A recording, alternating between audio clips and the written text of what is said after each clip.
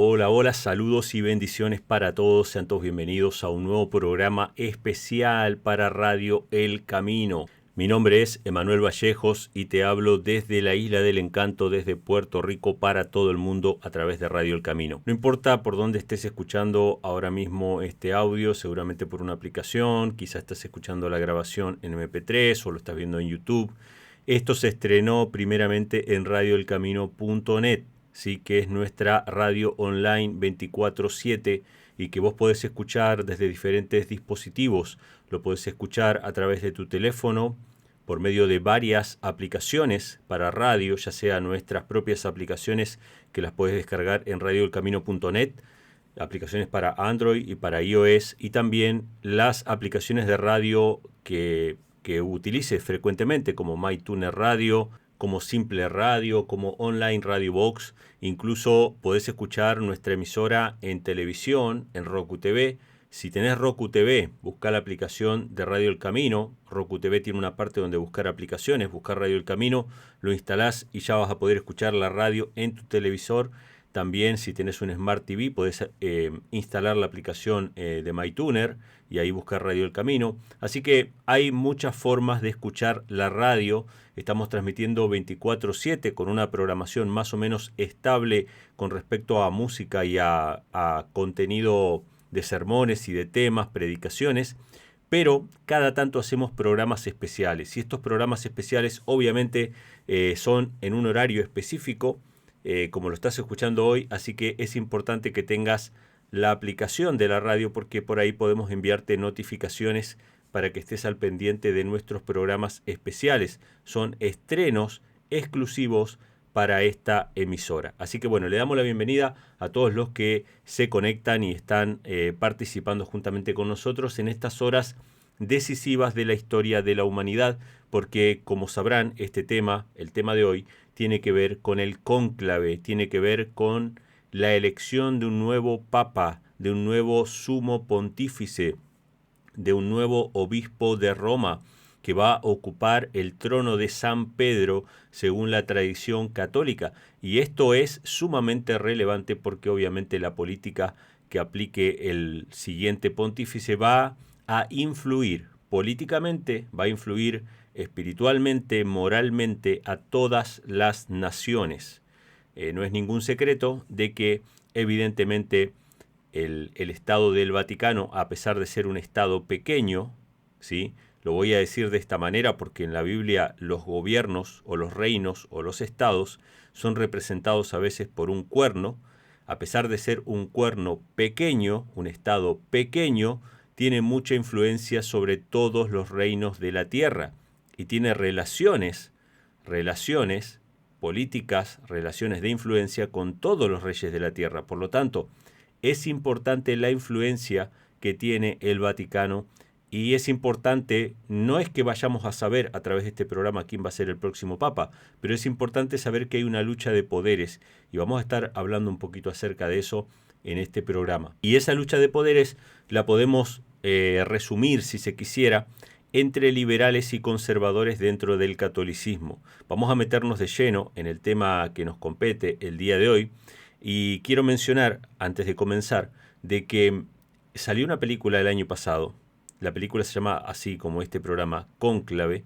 Salió en el año 2024, dirigida por Edward Berger, ¿sí? Y es una película que habla acerca de una elección de un nuevo pontífice. Y déjenme decirles, bueno, si no vieron la película y planean verla, voy a mencionar algunos aspectos que no es que va a arruinar su película, pero lo pueden encontrar en cualquier sinopsis de la película. Pero voy a mencionar algunos aspectos que se mencionan allí, porque no es por casualidad, evidentemente no es una casualidad que el año pasado se haya estrenado esa película y que hoy se esté hablando de un cónclave.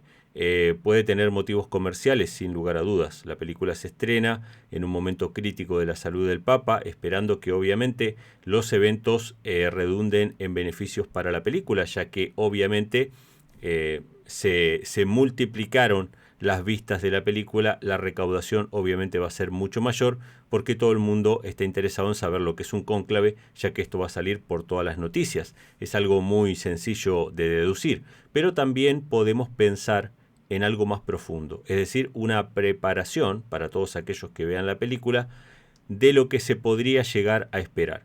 La película Cónclave trata de una muerte repentina del Papa en curso, que está claramente alineada a la figura del Papa Francisco. Sin lugar a dudas hay una referencia clara con respecto a su política liberal, ¿sí? Después voy a hacer una aclaración sobre lo que significa liberal y conservador, pero en la película básicamente se trata de que se está organizando un cónclave, hay misterios, hay secretos que se van revelando y hay una lucha entre dos sectores básicamente de los cardenales que forman parte de esa elección. Obviamente los mismos cardenales que forman parte de la elección son susceptibles a ser elegidos. Todos los que forman parte de ese cónclave tienen la posibilidad de ser elegidos, pero siempre hay candidatos mayoritarios y hay dos bandos bien claros, un sector conservador y un sector liberal. El papa que acaba de morir era un papa liberal y la película trata básicamente de cómo los liberales tratan de refrenar a los conservadores para quedarse con la próxima elección. E incluso les voy a decir algo que alerta spoiler, si quieren ver la película no escuchen esta parte que voy a mencionar ahora. Hay un giro importante en la película que es una especie de guiño, de veña hacia la comunidad LGTB. Alerta con eso. Las películas y lo que sucede en el mundo de Hollywood no es por casualidad. Y sabemos que el Papa Francisco era afín, o por lo menos alineado, con las agendas, Agenda 2030, Agenda LGTB, ¿sí? Con varias agendas que venían de parte del progresismo, porque obviamente el Papa Francisco era un papa liberal. ¿Qué significa ser liberal y conservador dentro de la Iglesia Católica? Cuando hablamos de liberal no tiene nada que ver con libertad. Vamos a hacer esa aclaración porque mucha gente a veces piensa que la palabra liberal utilizada en el contexto de la Iglesia es una palabra buena. En el contexto económico, obviamente es una palabra buena, porque liberal en la economía significa que nadie te va a decir con quién tenés que comprar o con quién tenés que vender, con quién tenés que comerciar. Evidentemente es algo bueno que te deje en libertad de hacer con tus bienes económicos lo que tú quieras. Pero en el ámbito de la religión, el liberalismo tiene más que ver con la inclusión de la mundanalidad dentro de la iglesia, ¿sí? Tiene que ver con la inclusión de aspectos que no eran considerados parte de la religión, pero que a través de esa liberación obviamente se incluyen. Por eso el Papa Francisco fue tan criticado por los mismos católicos conservadores. En cambio, los conservadores no tiene que ver con conservar la palabra de Dios, y vamos a aclarar también esto, no tiene que ver con conservar cosas buenas, sino que tiene que ver con conservar tradiciones de hombres. Por ejemplo, una de las cosas que se deja entrever en la película es cómo estos sacerdotes conservadores tenían nostalgia y tenían un recuerdo de cuando todas las misas eran en latín. Fíjense, eso era una tradición, o sea, los conservadores quieren conservar las tradiciones. Era una tradición que evidentemente no beneficiaba a nadie, porque si se leía un versículo de casualidad, la gente ni siquiera lo podía escuchar, no lo podía entender. Entonces, para ellos, esa tradición unificaba a la iglesia. Entonces, cuando hablamos de conservadores, no es conservar la palabra de Dios, es conservar tradiciones, que muchas de ellas son absurdas y que no tienen nada que ver con la palabra de Dios, ¿sí? Pero cuando hablamos de liberales, no estamos hablando de libertad en Cristo Jesús, sino libertad para el pecado. O sea, básicamente es una lucha entre dos extremos que, aunque parezcan opuestos, ambos nos separan de Dios, ¿sí? Las tradiciones absurdas, las tradiciones no bíblicas, ¿sí? Como por ejemplo, un sacerdote conservador estaría de acuerdo con penitencias y castigos corporales y cosas por el estilo. Esas cosas nos separan de Dios, no tienen nada que ver con la Biblia. Y por otro lado, los liberales que meten más todavía la mundanalidad en la iglesia. O sea, ya hablan de mezclarse con las agendas LGTB y cosas por el estilo, ¿sí? Podríamos decir incluso que entre conservadores y liberales dentro de la Iglesia Católica En el aspecto político, en el aspecto civil, digamos, estaríamos hablando de la izquierda y de la derecha, los conservadores de derecha y los liberales de izquierda. Esto lo van a ver bien ahora cuando empecemos a hablar un poquito de las órdenes religiosas, pero básicamente esa es la lucha que presenta la película del Cónclave. Es una película que obviamente ahora está juntando en pala el dinero porque obviamente se vio beneficiada por los eventos que ocurrieron de la muerte del Papa y el inminente cónclave que tenemos por delante.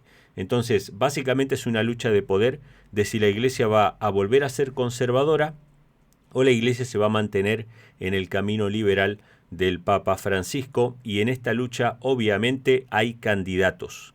Hay candidatos. Vamos a pasar a mencionar algunos de los candidatos que se están barajando básicamente. En realidad de ese cónclave puede pasar cualquier cosa. De hecho, uno de los puntos que plantea la película es que de todos los candidatos más importantes, de los que tenían la mayoría de los votos, en todas las peripecias que sucedieron durante esos días de claustro, de encierro, cónclave significa con llave, cerrado con llave, están reunidos hasta que no haya una mayoría de votos para un candidato.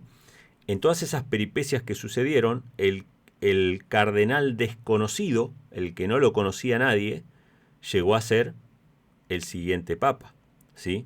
Esto es lo que plantea la película. O sea que, si bien voy a mencionar los candidatos que más se espera que puedan llegar a ser el futuro papa, esto no significa nada, porque puede pasar que un desconocido, alguien que nadie daba 2 pesos, como dicen en Argentina, como pasó con el Papa Francisco, que era un desconocido, llegó a ser el siguiente papa, ¿sí? Entonces, ¿cuáles son algunos de los candidatos? Por ejemplo, tenemos a Pietro Parolin, es un italiano de 70 años, que él, obviamente siendo secretario de Estado del Vaticano, ¿sí?, desde el 2013, es una de las personas que se podría decir que son de las más calificadas y que podría tener muchos votos porque es moderado y diplomático, o sea que puede ser una figura de consenso entre los dos bandos que se están disputando la supremacía en el Vaticano. Pietro Parolin sería este candidato. Luego tenemos a Luis Antonio Tagle, que es un filipino de 67 años, que es más cercano al estilo del Papa Francisco. Después vamos a ver que en realidad la gran mayoría de los cardenales están alineados con el Papa Francisco, ¿sí? Sería el primer papa asiático en caso de que ganara. También está Matteo Zuppi, otro italiano de 69 años, que es progresista, es comprometido con la justicia social y diálogo interreligioso, está alineado obviamente con las reformas del Papa Francisco, que después vamos a ver. Quédense en este programa hasta el final, porque cada uno de los detalles que vamos a ir presentando son reveladores, son reveladores. Esta lucha que hay dentro de la Iglesia Católica entre la izquierda y la derecha, entre los liberales y conservadores, ustedes lo van a poder palpar y lo van a poder ver aún en las redes sociales, ¿sí? En las redes sociales, cuando ustedes ven a políticos de derecha y a políticos de izquierda, cuando ustedes ven a influencers de derecha y a influencers de izquierda, lo que están viendo básicamente es la lucha que hay dentro de la misma Iglesia Católica entre conservadores y liberales, pero ninguno de los dos es bueno en sí mismo. Yo siempre trato de reflexionar con un refrán, ¿no? El hecho de que 2 pandillas se peleen por un territorio no significa que una de ellas sea buena. Las 2 pandillas son malas. O sea, a veces la gente toma postura, ¿sí? Por ejemplo, voy a mencionar a un influencer muy conocido que es de derecha, que es afín al Opus Dei. Después vamos a ver que el Opus Dei aparece en esta ecuación también, que es Agustín Laje. Agustín Laje es un enfático luchador en contra del aborto, lo cual obviamente la mayoría de los cristianos les parece bien, les parece algo loable, y obviamente podríamos decir que es algo loable, pero cuando usted comparte material de Agustín Laje o de cualquier influencer de derecha, lo que está haciendo básicamente es darle más poder al sector conservador de la Iglesia Católica. Ahora, si usted distribuye información de influencer en redes sociales que son de izquierda, ¿sí?, lo que está haciendo es darle más poder al sector liberal de la Iglesia Católica. Pero siempre la que va a ganar es la Iglesia Católica. Entonces, ojo los protestantes que piensan que están haciendo una obra de Dios difundiendo material de influencers que son católicos, ya sean de derecha o ya sea de izquierda. Ni la izquierda ni la derecha son buenas porque ambas han sido totalitarias cuando llegaron al poder. Nosotros hemos tenido dictaduras de derecha y dictaduras de izquierda, y ambas dictaduras son malas, ¿sí?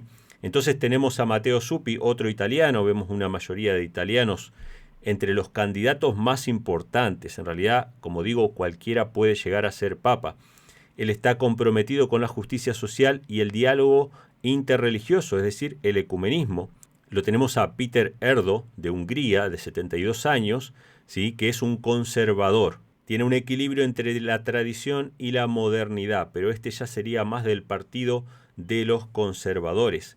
También tenemos a José Tolentino, de Mendoza, de Portugal, de 59 años, que es uno de los cardenales considerados de los más progresistas, obviamente alineado también con el Papa Francisco. Y luego hay varios que son candidatos también del Congo, de Italia, de Francia, de Ghana. Bueno, hay varios. Hay uno que ha resonado mucho por ser africano, pero en realidad no está dentro de las posibilidades o de los que son más mencionados como candidatos firmes. Ahora, quiero mencionar un punto que es muy importante. Este cónclave del 2025 se caracteriza por una diversidad geográfica sin precedentes.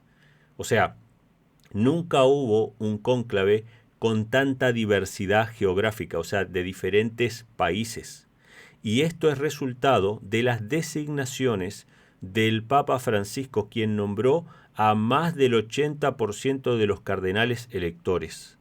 Más del 80% de los cardenales que van a participar de esta elección fueron designados por el Papa Francisco.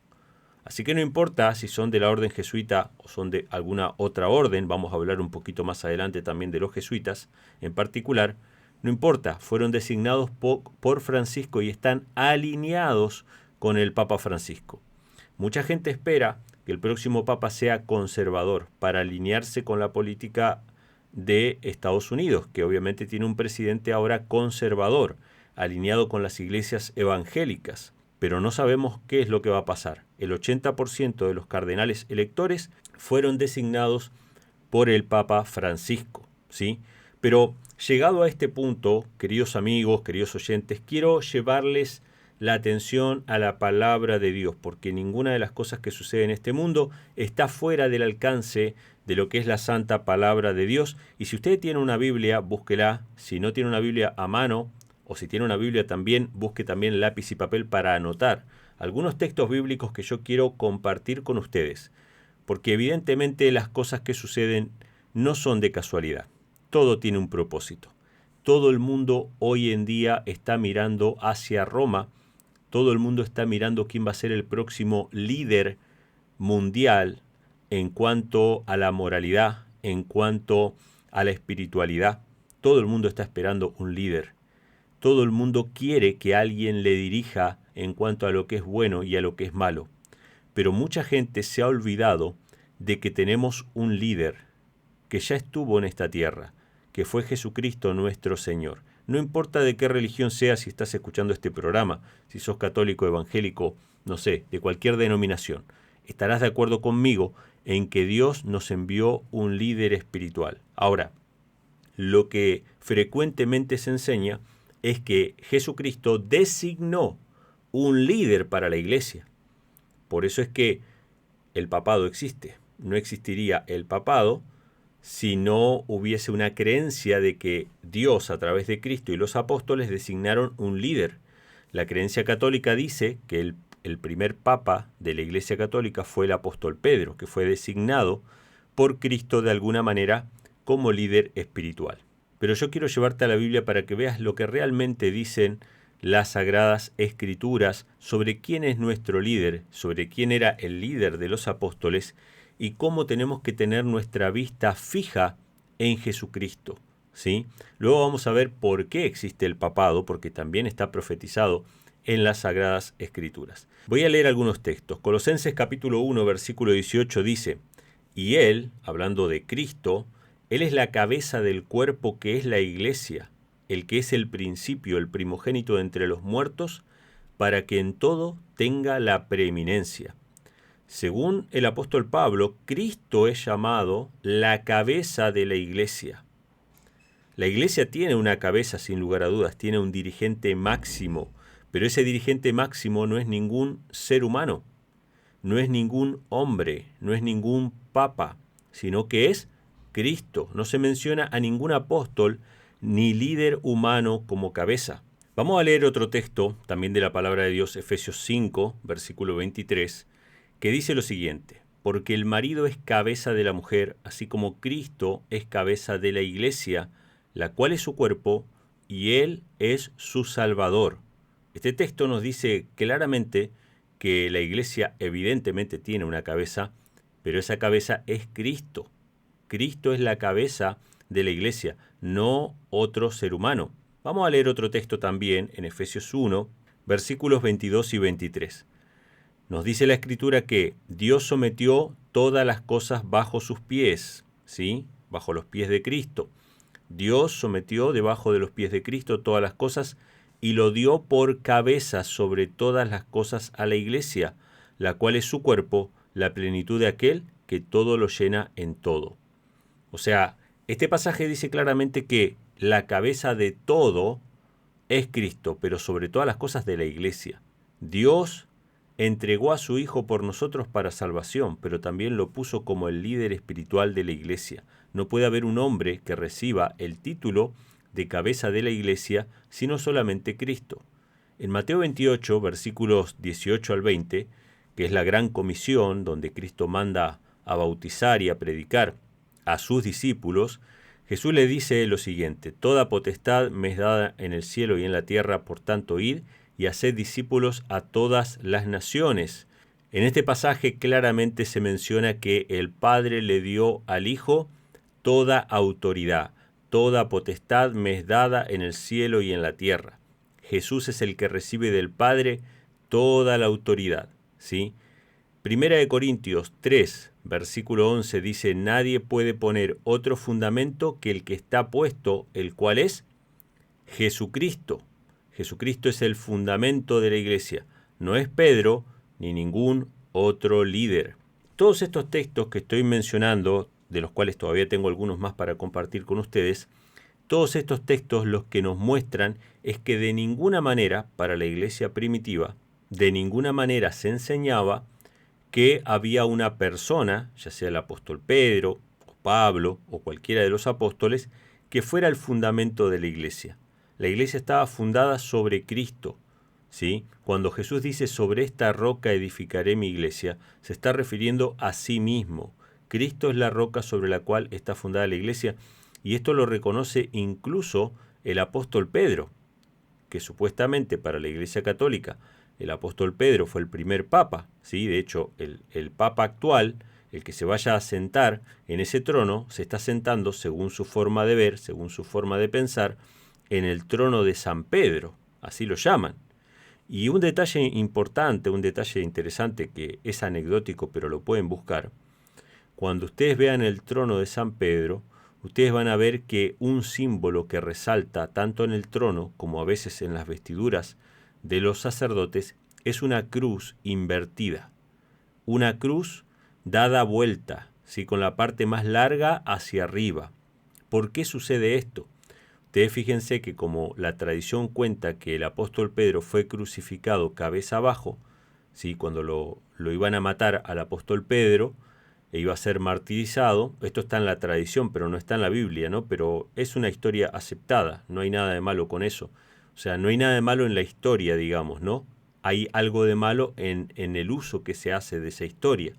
La historia dice que cuando Pedro iba a ser crucificado, él dijo: yo no soy digno de morir como mi Señor, así que pidió ser crucificado cabeza abajo. Así que así fue crucificado el apóstol Pedro. Eso es algo que cuenta la tradición, y la Iglesia Católica tomó el símbolo de la cruz invertida como símbolo de el pontificado de San Pedro. Ahora, qué interesante que los satanistas, fíjense ustedes, los satanistas utilizan la cruz invertida también para negar a Cristo, para ir en contra de Cristo. Esto es algo que llama mucho la atención. ¿Por qué los satanistas utilizan los mismos símbolos que utiliza la Iglesia Católica? Muchas veces se ha mencionado esto, ¿sí? Así que es algo que llama bastante la atención. Pero vamos a leer otro pasaje, Primera de Pedro capítulo 2, versículos 6 y 7. Este es el mismo apóstol Pedro, el que la Iglesia Católica dice que es el primer papa, y fíjense lo que dice. Primera de Pedro capítulo 2, versículos 6 y 7. Por lo cual también contiene la Escritura: He aquí pongo en Sión la principal piedra del ángulo, escogida preciosa, y el que cayere en él no será avergonzado. Para vosotros, pues, los que creéis, él es precioso. Y está hablando acerca de Cristo, pueden leer todo el contexto. El apóstol Pedro dice que la principal piedra que sostiene todo el edificio, dice que todos nosotros somos piedras vivas, que componemos un edificio que es la iglesia, pero la principal piedra de todas es Cristo Jesús. O sea que Cristo es el fundamento, es la cabeza, es el líder máximo de la iglesia de Dios. Vamos a leer otro texto que está en Hebreos, capítulo 3, versículo 6, que dice lo siguiente: Pero Cristo como hijo sobre su casa, está hablando de Dios, ¿no? Que Dios tiene un hijo, y ese hijo está sobre su casa, la cual casa somos nosotros si retenemos firme hasta el fin la confianza y el gloriarnos en la esperanza. Nosotros somos la casa de Dios, o somos la iglesia de Dios, si retenemos firme hasta el fin la confianza. Fíjense que ser parte de la iglesia de Dios, o ser parte del pueblo de Dios, no es algo que se dé por defecto. Hay que permanecer en Cristo. Si retenemos firme hasta el fin la confianza, si no abandonamos la fe en Cristo, somos parte de la iglesia de Dios. Si no, evidentemente no. Pero Cristo está sobre esa casa. Cristo es la cabeza de la iglesia, no ningún hombre. Ahora, hemos llegado hasta esta instancia del programa donde vemos que el mundo se está preparando para recibir a un nuevo pontífice, a un nuevo papa, pensando que ese papa es la cabeza de la iglesia, cuando la Biblia nos dice claramente que la cabeza de la iglesia es Cristo Jesús. No hay otra cabeza de la iglesia, no hay ningún hombre que sea designado por Dios como cabeza de la iglesia, sino solamente Cristo Jesús. Y Cristo Jesús tiene un representante, que la Biblia lo menciona, que es su Espíritu Santo. Cuando Cristo se fue, nos dejó el Consolador, y el Consolador es el Espíritu de Cristo. O sea que Cristo preside su iglesia a través de su Espíritu de manera clara y directa, sin mediador, sin intermediario. Entonces, ¿de qué manera se encuadra esto que estamos viendo ahora mismo en los medios de comunicación, de cómo se está preparando el mundo para recibir a un nuevo pontífice? Bueno, la Biblia nos habla acerca de un poder que se iba a oponer a Dios, que iba a ser un usurpador del trono que solamente le pertenece a Dios y a Cristo, ¿sí? Y este poder usurpador aparece en la Biblia con diferentes nombres. Yo lo mencioné al principio del programa como el cuerno pequeño, porque así aparece en la Biblia, pero también aparece con otros títulos como el hombre de pecado, la bestia de Apocalipsis, la gran ramera, etcétera, etcétera. Y ustedes van a ver que las características que yo voy a mencionar, que están en la Biblia, que cualquiera lo puede ver, cualquiera lo puede corroborar, se corresponden perfectamente con este poder representado por el papado. O sea, cualquiera que lea la Biblia y mire al papado, que mire a Roma y al Vaticano, va a encontrar una perfecta armonía. En la Biblia está representado este poder opositor a Dios como el hombre de pecado, por ejemplo, en 2 de Tesalonicenses capítulo 2, versículos 3 y 4. Fíjense lo que dice el apóstol Pablo: Nadie os engañe en ninguna manera, porque no vendrá, hablando de Cristo, ¿no? Cristo no vendrá sin que antes venga la apostasía. Apostasía significa apartarse de la verdad, un desvío de la verdad, y se manifieste el hombre de pecado, el hijo de perdición, el cual se opone y se levanta contra todo lo que se llama Dios o es objeto de culto, tanto que se sienta en el templo de Dios como Dios, haciéndose pasar por Dios. Fíjense, el apóstol Pablo habla de una apostasía que iba a venir antes de la segunda venida de Cristo. Ustedes recuerden que los apóstoles, los discípulos, esperaban que Cristo viniera en sus días, que apareciera, que ellos los pudieran ver venir en las nubes de los cielos. El mismo apóstol Pablo pensaba que él iba a estar vivo cuando Cristo viniera. Dice, nosotros los que hayamos quedado seremos arrebatados juntamente con ellos en las nubes, etc. Ellos pensaban ver a Cristo. Y había gente que se había extralimitado con esto y haciéndoles creer que mañana venía Cristo. Y el apóstol Pablo decía, no, miren, no se turben, porque no va a venir Cristo antes que venga primero la apostasía que está profetizada. Él haciendo referencia al libro de Daniel. Esto particularmente es una cita del libro de Daniel capítulo 11, ¿sí? Donde estaba profetizado ese poder opositor a Dios. Entonces el apóstol Pablo es bien claro, dice, Jesús no va a venir sin que antes venga la apostasía, ¿sí? Y se manifieste el hombre de pecado. Hay un hombre que se llama el hombre de pecado, que se opone a Dios y se sienta en el templo y se hace pasar por Dios. ¿Por qué se hace pasar por Dios?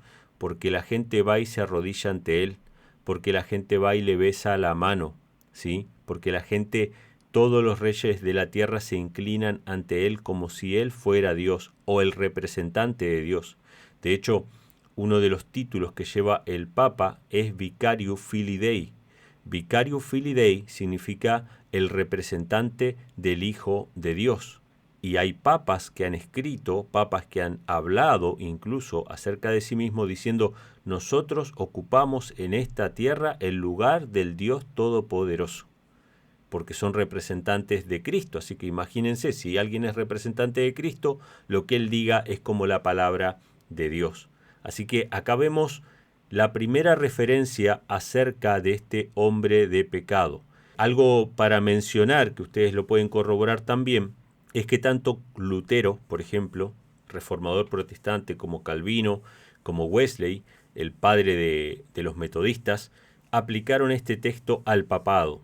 Todos ellos creían que realmente cuando Pablo hablaba del hombre de pecado, estaba hablando de la aparición de ese poder que se oponía a Dios. De hecho, el apóstol Pablo menciona que todavía no puede aparecer hasta que no sea quitado el que lo detiene. ¿Quién detenía la aparición del papado?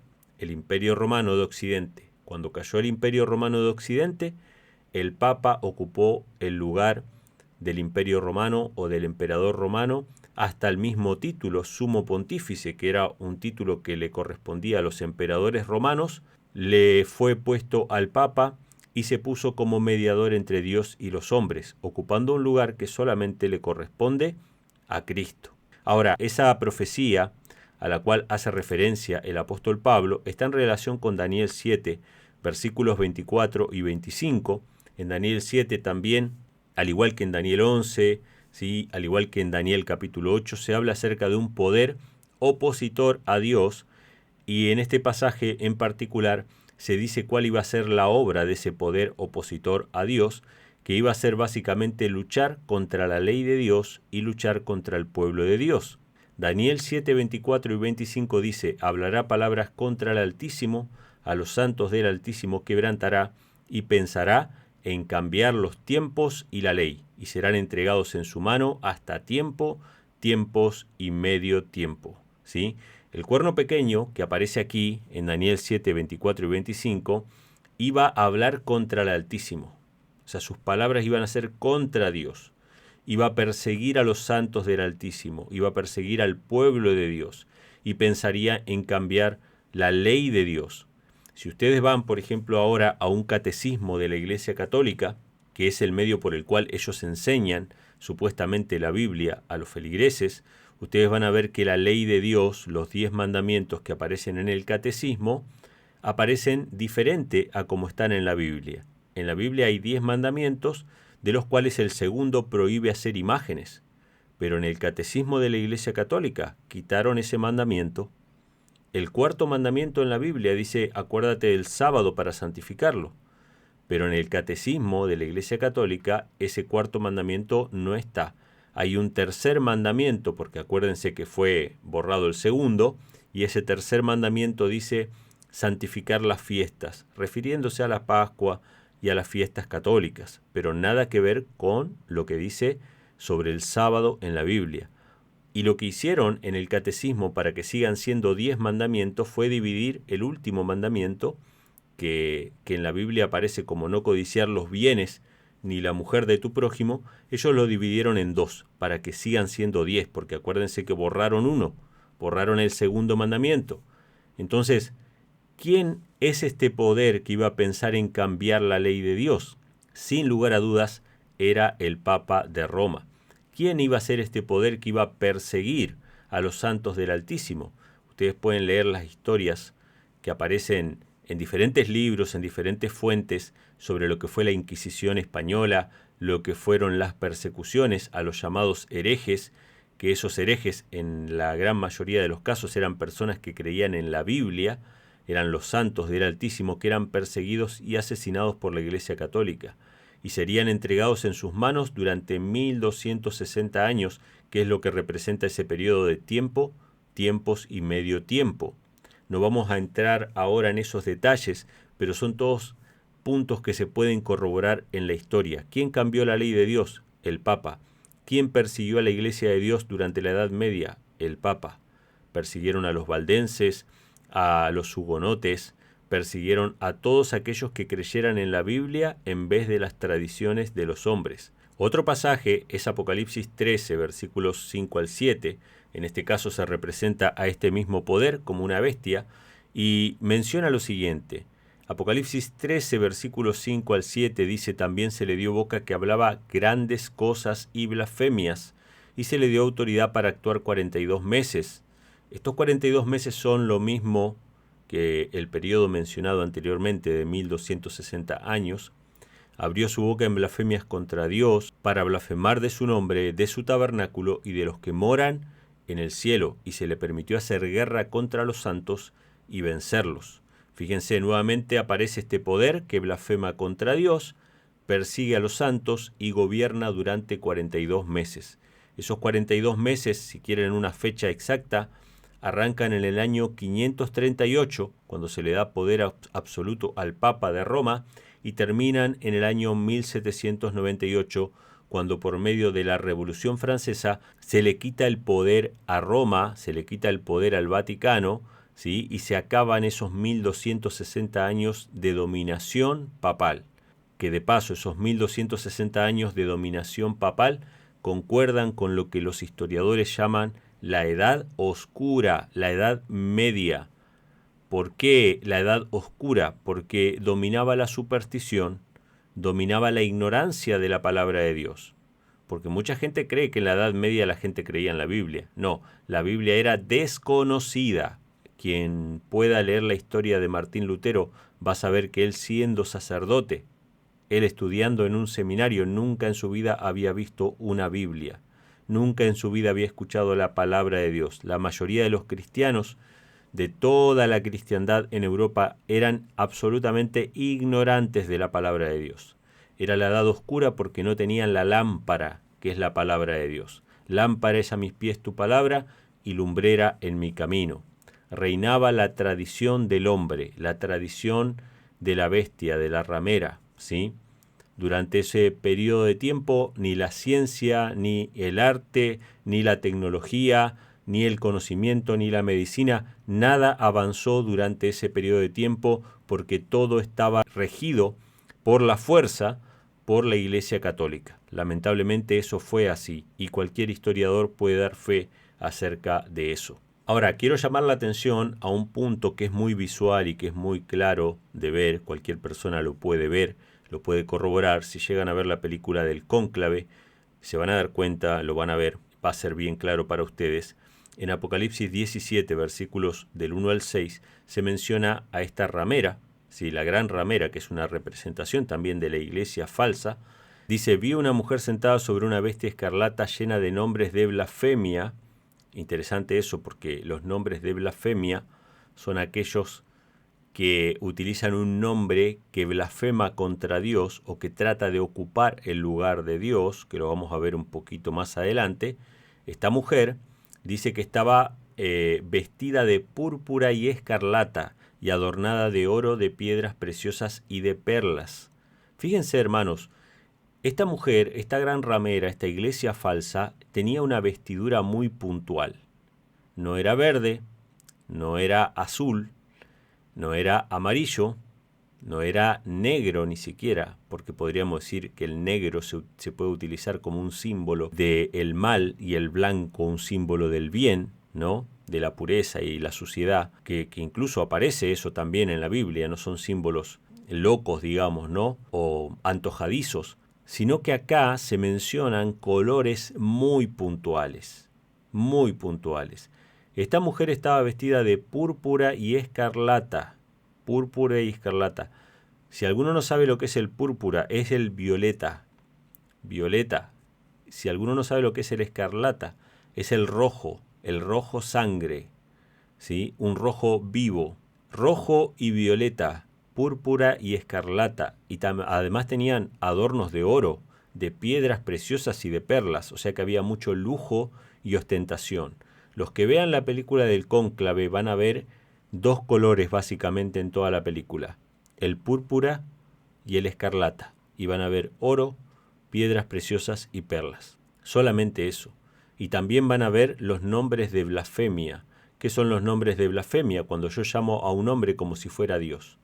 Y lo van a ver ahora más adelante. Fíjense lo que dice Mateo capítulo 23, versículos del 8 al 10. Este es Jesús, el que le habla a sus discípulos.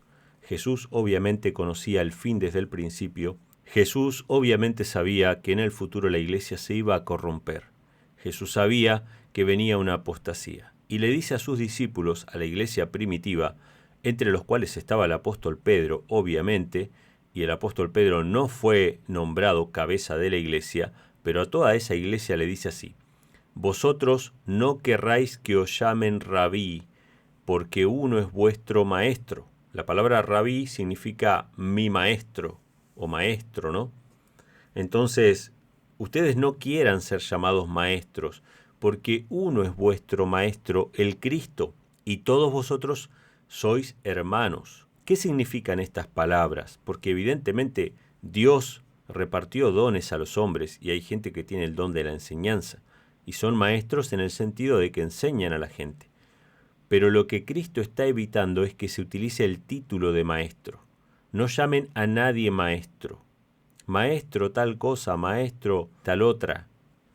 No llamen a nadie maestro, porque uno solo es vuestro maestro. Y fíjense quién más va a decir: no llaméis Padre vuestro a nadie en la tierra, porque uno es vuestro Padre, el que está en los cielos.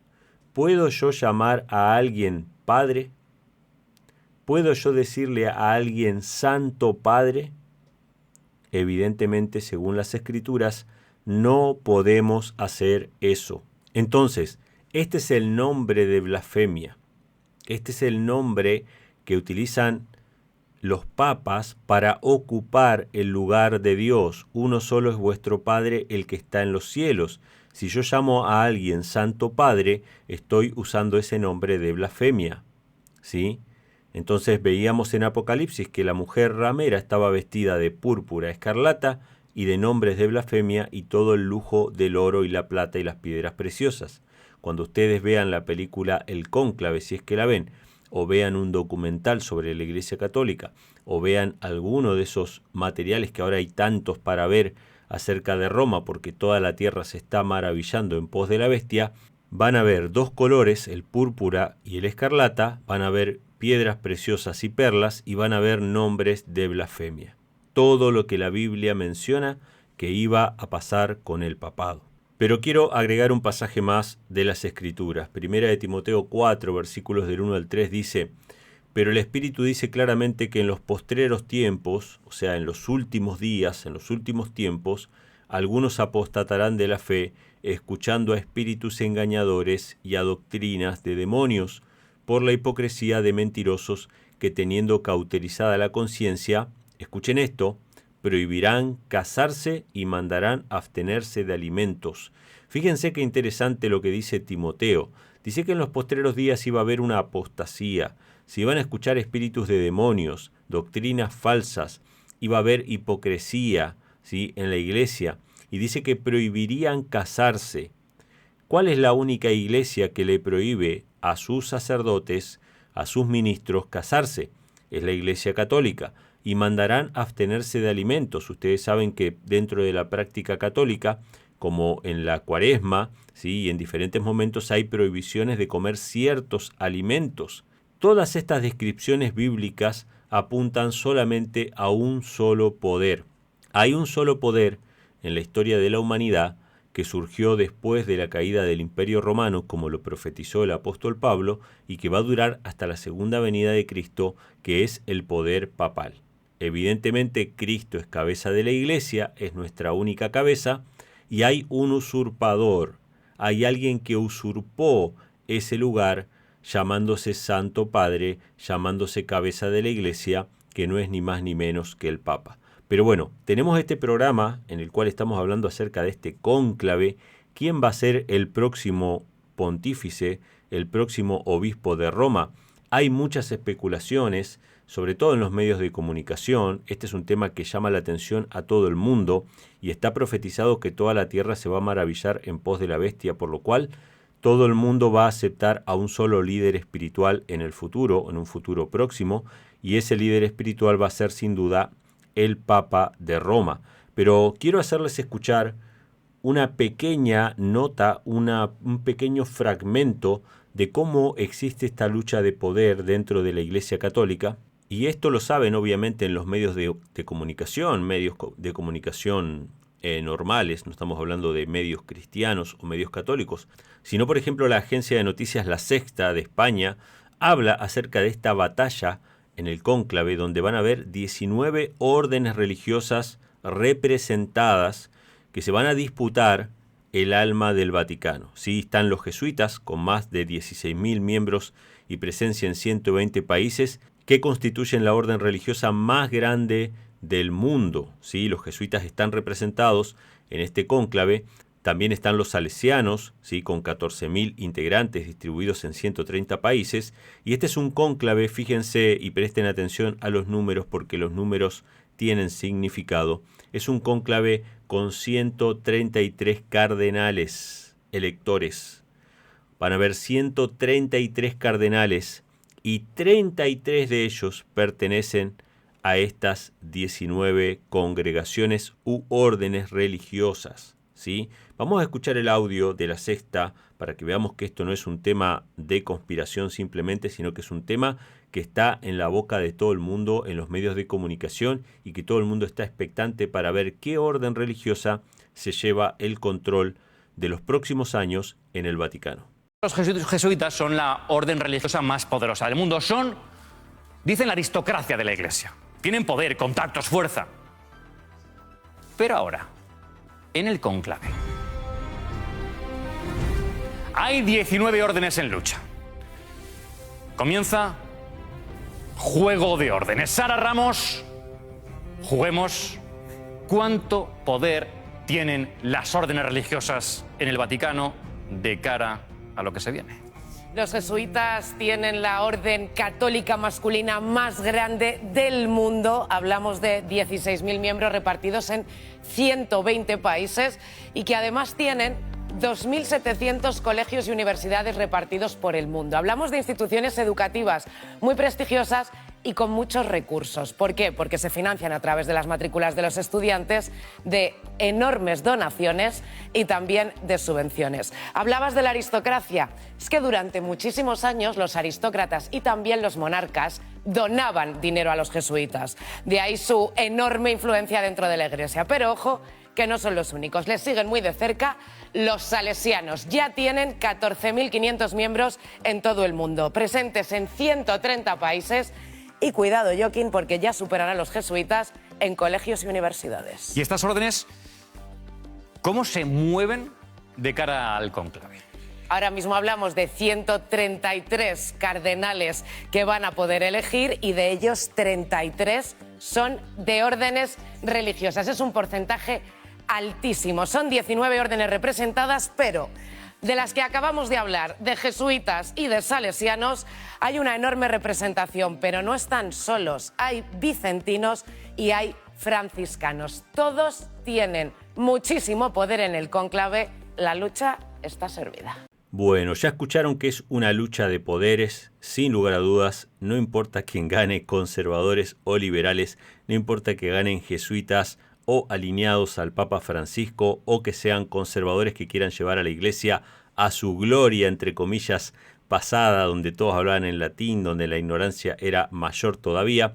No importa si sean conservadores o liberales, va a haber un problema que va a continuar obrando, como dice la Escritura, en contra de la palabra de Dios y alejando a millones de la salvación. Porque cuando la gente pone su vista en un hombre en vez de poner su vista en Cristo, obviamente no puede encontrar esa salvación y esa paz que tanto anhela el corazón. Hablando acerca de los jesuitas, yo quisiera dar una pequeña información para todos aquellos que quieran investigar. Pueden buscar un libro que es precioso, por lo menos a mí me ha ayudado mucho a comprender esta historia del gran conflicto entre el bien y el mal, a través de las edades, a través de los siglos, y obviamente para aquellos que tengan interés en conseguir ese libro se pueden contactar conmigo. Es el libro El conflicto de los siglos. En uno de sus capítulos, el capítulo 12, habla acerca de la orden jesuita. El capítulo 12, titulado La Reforma en Francia, los que quieran pueden entrar incluso a la página web elconflictofinal.com, así como lo escuchan, elconflictofinal.com, y ahí pueden descargar el libro en diferentes formatos, ¿sí? En PDF, en un formato para teléfono, también lo pueden descargar en audio si lo quieren escuchar, porque no tienen tiempo para leer, pero bueno, están varios formatos, y si alguno por ahí se contacta conmigo, podemos ver la manera de hacer llegar algún material impreso. Pero bueno, El conflicto de los siglos lo pueden comprar incluso en Amazon, en diferentes librerías lo pueden conseguir, así que no es un libro inconseguible, lo pueden conseguir. Lean el capítulo 12 que se llama La Reforma en Francia, y ahí habla acerca de los jesuitas. Los jesuitas no es una orden cualquiera. Ustedes escucharon recién el informe, el pequeño informe de la Sexta, y ahí menciona que es la orden más poderosa, la élite de la Iglesia Católica. Y fíjense lo que decía la escritora Elena G. de White en El conflicto de los siglos, hablando de la historia de esta orden. ¿Cómo fue que surgieron?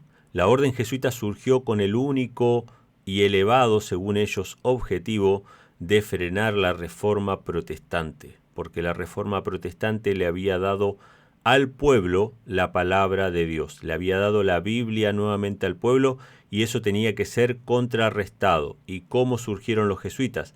Fíjense lo que dice El conflicto de los siglos, capítulo 12. Dice: la causa protestante se veía entonces rodeada de grandes peligros. Los anatemas del Papa tronaban contra Ginebra. Ginebra fue uno de los bastiones del protestantismo, ¿verdad?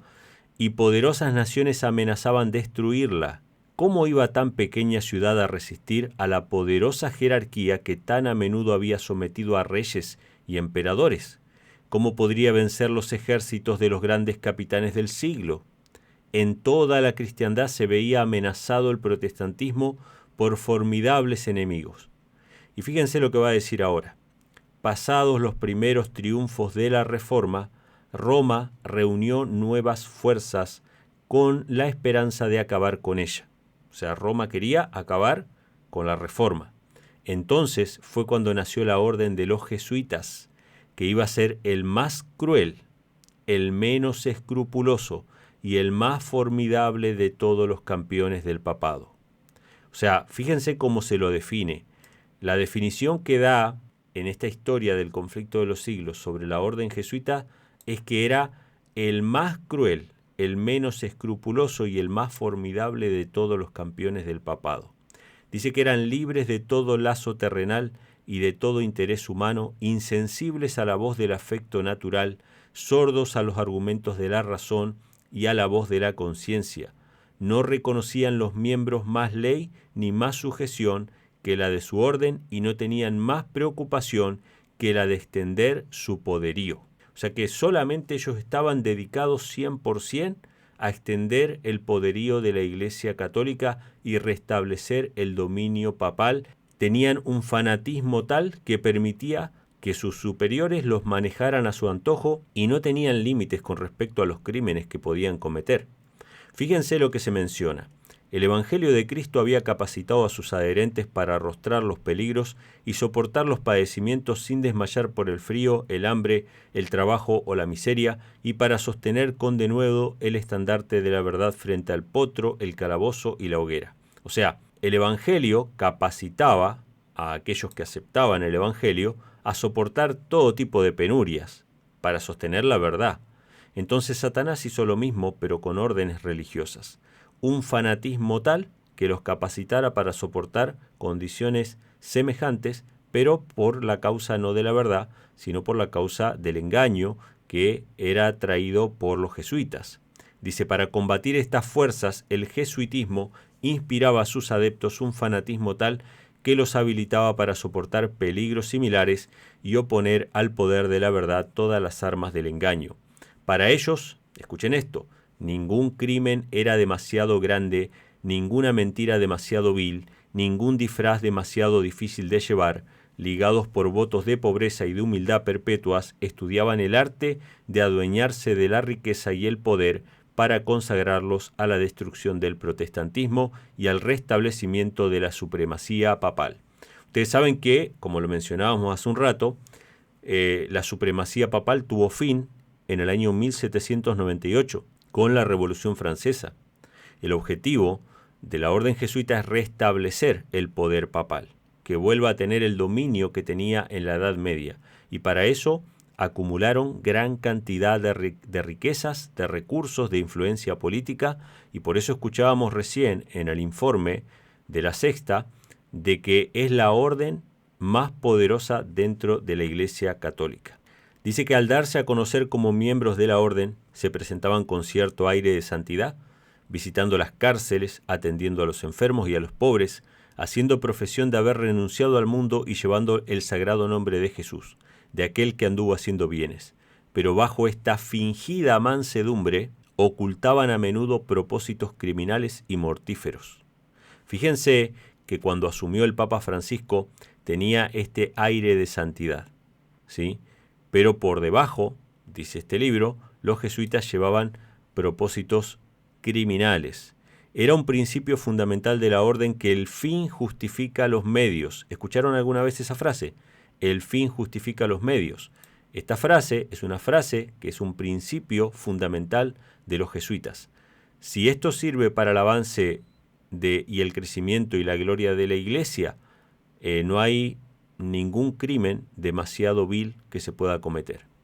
Según dicho principio, la mentira, el robo, el perjurio, el asesinato no solo eran perdonables, sino dignos de ser recomendados siempre que vieran los intereses de la Iglesia.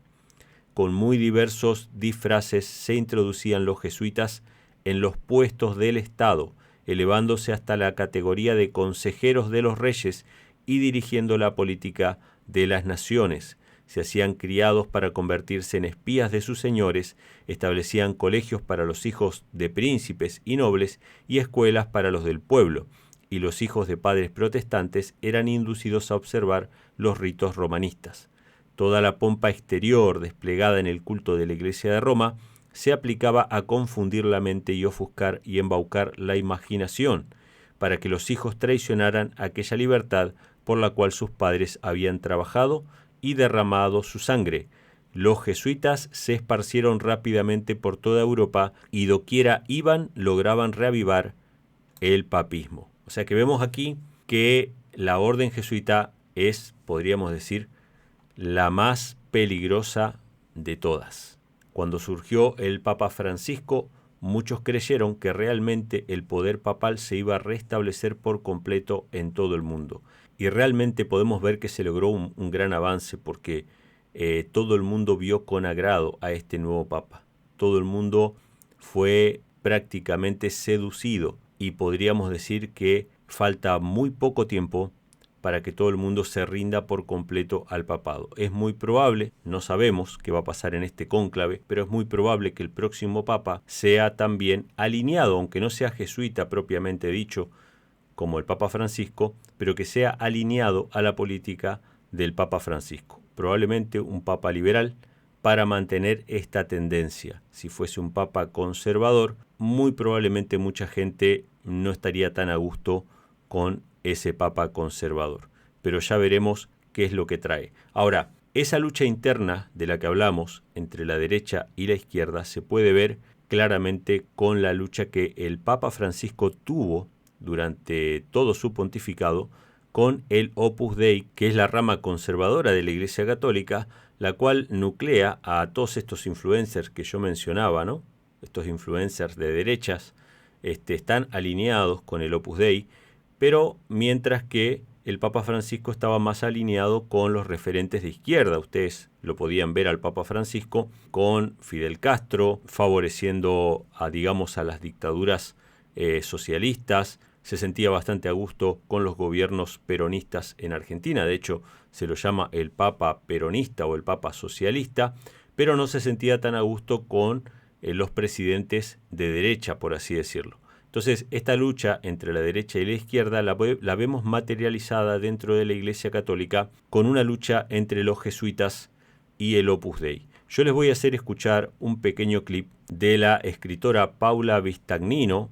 Ella es una escritora que se ha especializado en hablar acerca del Opus Dei y de los abusos que ocurren dentro de estas organizaciones, que es una organización laica, ¿no? En realidad es una organización dirigida por sacerdotes, pero que sus referentes importantes son laicos, donde suceden cosas que obviamente a muchas personas les horrorizaría, propia de una secta, digamos, ¿no? Hay mucha manipulación, hay mucha influencia, mucho poder, y el Papa Francisco se opuso de alguna manera al Opus Dei, y vamos a escuchar este clip como esta periodista, que ella evidentemente es de izquierdas, favoreciendo al Papa Francisco, que es de izquierda, y hablando en contra de la derecha, en este caso representado por el Opus Dei, para que veamos que en el mundo católico, la izquierda y la derecha, y esta división y esta aparente división, lo único que hace es polarizar la discusión para que sea quien gobierne en el futuro, sea de todas maneras católico. Así como el mundo recibió como un justiciero al Papa Francisco, como una persona que le cambió la cara al Vaticano, bueno, el mundo va a estar contento con el próximo Papa, porque va a ser una persona justiciera, una persona que va a reivindicar una serie de cosas. Y esta lucha interna sirve para polarizar el público, para que ya sea que seas de derecha o seas de izquierda, estés dentro del ámbito de Roma. Vamos a escuchar el clip y después seguimos comentando y hacemos nuestra conclusión final. Opus Dei están aliviados hoy. ¿En serio? ¿Querían que se muera Francisco? Querían que se fuera, no decían cómo. El Papa tomó decisiones, el Papa le bajó el cargo al Opus Dei de alguna manera, le bajó la jerarquía, los puso a la par del resto de las organizaciones, instituciones, órdenes. No les gustó nada, por supuesto eso, le quitó privilegios, le quitó autonomía y los mandó a reformar sus estatutos. ¿Qué hizo y qué faltaba que hiciera? ¿Por qué están aliviados hoy? Pasado mañana el Opus Dei se reúne en Roma, los principales líderes del Opus Dei en todo el mundo, 68 países.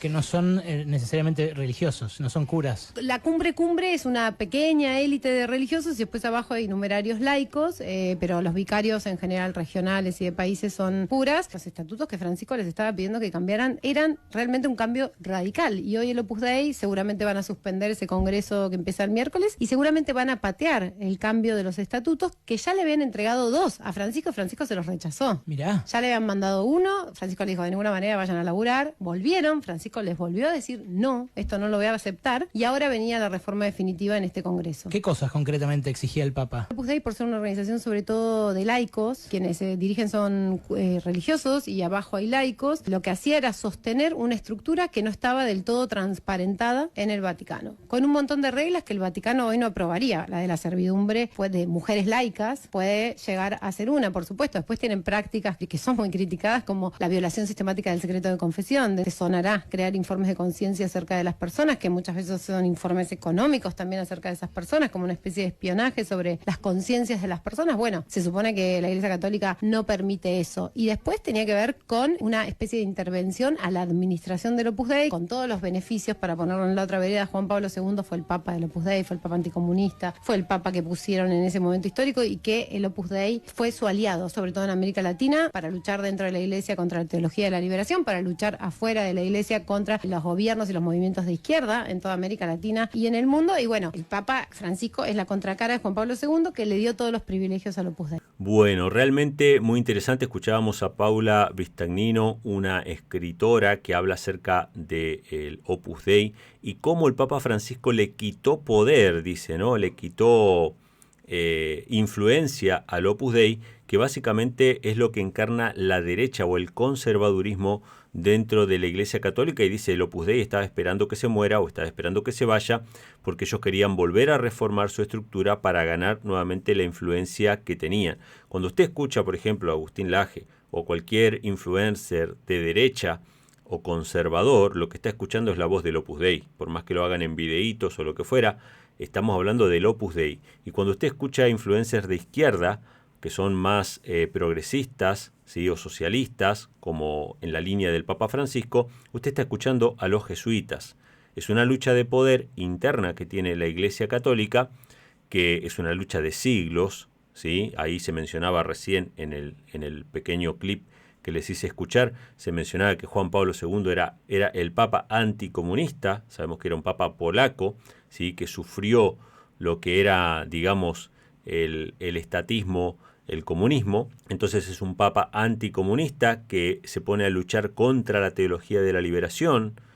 La teología de la liberación es lo que deviene del Concilio Vaticano II, ¿sí?, como toda América Latina fue influida con esa teología de la liberación, que llevó en muchos casos, no en todos, pero en muchos casos, a impulsar las guerrillas que surgieron en América Latina, de las cuales algunas siguen hasta el día de hoy. Pero en Argentina, por ejemplo, que es el caso que me toca a mí más de cerca, los movimientos armados revolucionarios argentinos estaban incentivados por sacerdotes. Uno de ellos fue el padre Mujica, muy conocido por ser un patrocinador del Ejército Revolucionario del Pueblo, ¿sí?, de estos movimientos revolucionarios, lo que devino después en una dictadura militar que también estaba patrocinada por la Iglesia Católica, en este caso por el sector conservador. Y así, mientras unos se matan a otros, la que está detrás de ambos extremos, vemos claramente que es la Iglesia Católica. Es la Iglesia Católica, ya sea que estés en la derecha o que estés en la izquierda, está siendo manipulado y manejado para aceptar el próximo gobierno mundial. Así que a abrir los ojos. Este próximo cónclave, que va a tener 133 participantes, no sabemos quién va a salir electo, es muy probable, si hablamos de probabilidades, el 80% fueron designados por el Papa Francisco, con lo cual da a entender que muy probablemente el próximo Papa va a seguir la línea del Papa Francisco. La película del cónclave, si fuera programación predictiva, estaría anunciando un nuevo Papa progresista o liberal como el Papa Francisco, siguiendo su línea, pero sabemos que todo puede pasar. Puede ser algo muy inesperado, puede salir un Papa conservador. No sabemos lo que va a suceder, pero sea como fuere, usted tiene en sus manos un libro sagrado, que es la palabra de Dios, es la santa palabra de Dios. Esa santa palabra de Dios dice que tenemos una sola cabeza, que los hombres son falibles. Los hombres no pueden dirigir espiritualmente a otros hombres. Usted tiene que tener una relación personal con Dios. El único mediador entre Dios y los hombres es Jesucristo. Jesucristo es la cabeza de la iglesia. Usted puede ir a Dios hoy. Usted puede acercarse al trono de la gracia hoy, sin ningún mediador, solamente con Jesucristo como mediador. Si usted quiere entregar su vida al Señor en esta hora, después de escuchar este tema, sabiendo que las profecías que faltan cumplirse están pronto a su cumplimiento, que Cristo está por venir pronto a esta tierra, que no sabemos lo que va a suceder, pero usted quiere entregar su vida al Señor para que pase lo que pase, usted está del lado correcto, para que pase lo que pase, usted estar siguiendo al verdadero Maestro y al verdadero Señor. Usted puede hacerlo en el día de hoy. Usted puede arrodillarse, confesarle sus pecados a Dios, pedirle perdón en el nombre de Jesús, que es el nombre, sobre todo nombre, en el cual tenemos que hacer todas las cosas, pedirle perdón a Dios en el nombre de Jesús, y Dios ya no va a mirar más sus pecados, sino que va a mirar a Cristo. Y la santidad de Cristo le va a ser imputada a usted. Usted va a recibir las vestiduras de justicia de Cristo. cuando usted entregue su corazón a Cristo, si día a día se encomienda al Señor, el Señor le va a ir dando día a día gracia para vencer el pecado, gracia para vivir una vida nueva, para cambiar absolutamente todo en su vida y que usted pueda reflejar el carácter de Cristo. Dios puede hacer de usted una nueva criatura si usted se entrega en esta hora al Señor. Ese es mi deseo y esa es mi oración para cada uno de ustedes que está escuchando este programa. Gracias a todos por habernos acompañado. Hemos llegado ya al final de este programa especial refiriéndonos a este cónclave. Esperamos que haya sido de bendición para cada uno de ustedes. Recuerden que pueden sintonizar la radio por diferentes medios, por los teléfonos celulares, por las aplicaciones, por nuestras propias aplicaciones que tenemos. En nuestras propias aplicaciones, tanto para Android como para iOS, ustedes pueden recibir allí notificaciones. O sea que es bueno tener la aplicación en el teléfono porque ustedes van a recibir notificaciones de que va a comenzar un programa especial como este. Así ustedes van a estar atentos y van a poder participar de los programas y no perderse de ninguna novedad. Así que bueno, les invitamos a visitar nuestra página web radioelcamino.net, donde tienen allí disponibles materiales, entre ellos el libro gratuito El Camino a Cristo, que les va a ayudar en este nuevo camino de vida eterna con Cristo Jesús. Mi nombre es Emanuel Vallejos, me despido hasta Dios mediante un próximo programa en esta emisora radioelcamino.net. Que Dios les bendiga y nos hablamos pronto.